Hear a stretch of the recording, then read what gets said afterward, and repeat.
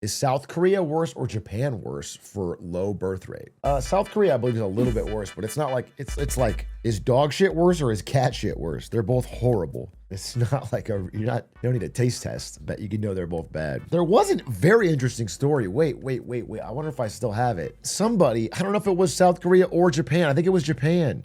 Some employer gave his employees like 75K USD for every kid they had. And then the fertility rate of the employees like doubled. I mean, it actually, people are saying that's South Korea. I think it might be both actually. Well, here's a South Korean one. The Booyoung Group, a construction firm in Seoul, paid employees $75,000 every time they had a baby. That becomes the job.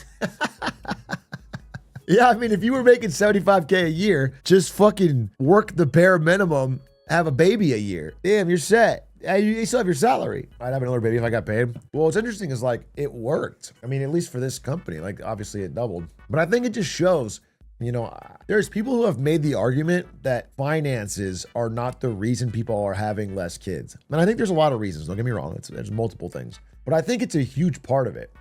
I think it's a huge part of it. And then people point to examples like, oh, this country gave a $5,000 bonus and nothing happened. And it's like, the bonuses have to be so much bigger to have an impact because people are rightly making the calculation that a kid is very, very expensive. And for the women, hurts their job career prospects. Like they're going to make less and have, you know, less chances to. So like they're just rationally not doing it unless you could literally get a massive bonus. And so this is like one of the first times that a huge bonus has been tried and it's already promising. And if they paid even more, then I think fertility would go up to 2 pretty quickly. I think above 2 is kind of hard because that was trending down well before economic problems and that was trending down before smartphones. But you could hit 2, fertility rate of 2, which is a replacement. I feel like it's kind of dystopian. Nah, bro, we should like dramatically increase the inheritance tax and then use that all for baby bonuses. As my genius plan. Inheritance tax way up, the money goes straight to people having kids. Bing, bang, boom, dude. I've solved the crisis. As a childbearing age woman, the only reason I'm having kids is for the money.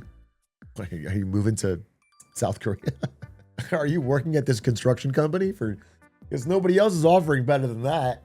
Otherwise, it's not really a financial prospect. Why would the company do it? I don't know. I think he's just a billionaire. Or maybe there's like some study about people with families are more motivated long-term employees. But more realistically, it's probably just a billionaire trying to do an experiment. It also could be like, I mean, if I'm thinking through it, it could be like, hey, you had a kid, here's your 75K. It's paid out over 6 years or whatever. And then it's like, oh, now I can't quit the company for the next 6 years because I don't want to lose my vested schedule on this. It could be something like that. Did you guys know that United States fertility rates peaked in 2007? So there's 2 things that happened here. Either the Great Recession and the enormous amount of money printing, which dramatically changed the cost of asset prices, was bad for people starting homes or starting families and buying homes, or the release of the iPhone, or both. Either way, 2007 was, I mean, this is, when you really see it like this, it's how meteoric this fall off was, bro. Or it was Obama. Maybe everyone was fucking like crazy under George Bush. Look at that. When George Bush was in office, everyone wanted to have sex all the time. And then Obama comes out with his fucking tan suit and disgusted. I can't possibly maintain an erection when my president has a tan suit. Yeah, that's right. That's a really good theory. That's a really good theory. I think you might be onto something. It could be the tan suit. It was the bland lunches from Michelle. Well, I don't think people who are getting middle school lunches would be having kids. So I'm not 100% certain that's it. But I do think something in 2007, most likely the Great Recession and its consequences. It just feels like post 08, the middle class has never really bounced back in the same way. Things have been okay at some points, but that's when we started quantitative easing, man. And ever since then, it's like the system's been kind of low-key fucked underneath the hood. I think the rise of VTubers are lowering birth rates. Okay, counterpoint. This is when the VTubers appeared.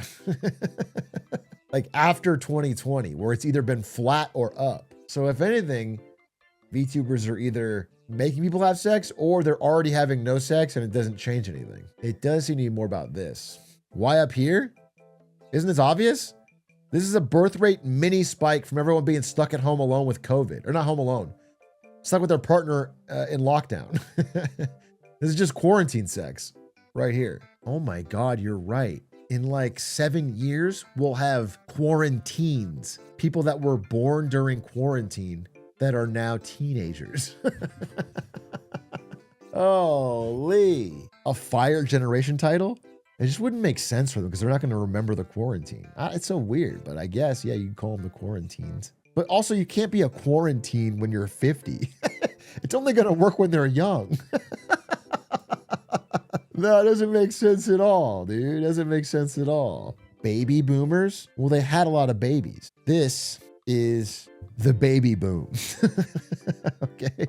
This massive fucking hump of people getting back from the war and having absurd amounts of sex. This is when all of these babies were born that dominated American politics for all this time. And so that's why it's called the baby boom. Baby boomers is because there was just so many fucking babies. What was 1909? I'm assuming this is just agrarian. Like if you continue this trend, it's like up back here. It's just like people lived on farms, bro. Before the 1910s, it's like you're back in the fucking farm economy days, bro. He's asking what 1909 was like for you. I was having a ton of sex. In 1909, I was having a ton of sex, no condom, not sticking around. just sort of traveling the country, bro. Just traveling the country. A lot of children that I didn't follow up with. Kind of a bad father, I guess, back in 1909. Patriarch Appleseed. Yeah, exactly. That's why they call it the Rust Belt. That doesn't make any sense. That doesn't make any sense. So we just need another world war. If you think the biggest problem is people having sex, and you think this is a perfect rule that every time we have a world war, everyone will come back and have babies, then yeah, then I guess that's what we need is a World War III. So everyone can come home from World War III and have a ton of babies. I'm not sure that's a good idea. I'm going to be honest with you, especially because each world war was killing, from the earliest example of a large scale multi-country war. You can think about like the Napoleonic Wars and things like that. Each one gets bigger and kills more people. And so World War III is likely to kill quite a few people. I got to be honest with you. We can tank it. All right. I mean, you guys, I'm too old to get drafted. I'm too old to get drafted. All right. So if you can tank it, you're going first, Unk? No. My ass is not listening to General Glizzy. They're going to make me a general and I'm going to go by General Glizzy. First of all, your ass would listen to General Glizzy. Okay, cadet? Or you're cleaning out the fucking latrine. I run a tight fucking ship. And we are going to war in Venezuela. And I am drawing all my war plans in Microsoft Paint. Okay, first, you guys are going to move in forward with the tanks like right this. And then you're going to use the tanks to blow them up. Okay? Writing this down. If you see drones, just... fuck if I know. Don't give up. No, don't give up. Don't stop fighting. Just serpentine. Serpentine. Like dodge and weave, If you see a drone, be like this. Kind of like shake them off. Okay? That they can't follow that well. I know my way around an Xbox controller, sir. All right, you're in the drone division, okay? You're in the drone division. I need a lot of you who have played Call of Duty and had kill streaks. I need you in the drone division. What about the encirclement strategy, General? Nah, we don't do that. It's lame. It's outdated. What we do is the Atrioc strategy. We're going to attack them head on in broad daylight, direct assault. And what we're going to do is we're going to send wave after wave of Zoomers at them to overwhelm them. Some of you may die, but we'll power through the line. Okay? It's called a human wave.